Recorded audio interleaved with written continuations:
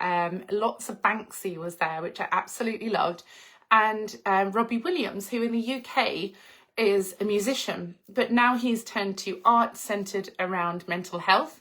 And I know there were discussions about Ed Sheeran, who was also a musician from the UK, who had created artwork. And it's the kind of perception of, is it good because the work itself is worthy, or is it good because they have a fan base from music, which kind of carries on that they are buying merchandise. So you could actually be rubbish at art, but because a famous musician has drawn this or painted this, it automatically gives it value. How do you feel about art? Is it something that you really love? Do you want it to be intricate and show skill that not everybody could do?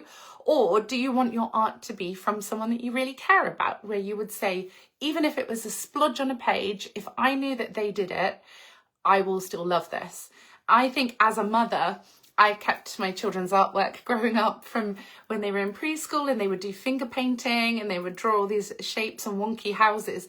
And I thought it was so endearing. To me, that is absolutely priceless and precious. However, when I am buying art from artists who are professional and that's what they do, I really need to feel drawn to it. I need to be able to say, that takes my breath away, or that instantly makes my hair stand on edge. Like with music, you want to have that sensation that they have created something phenomenal. So I look at different artists, and when I select artwork for my home, it definitely has to be intricate, it has to be eye-catching, it has to be emotive.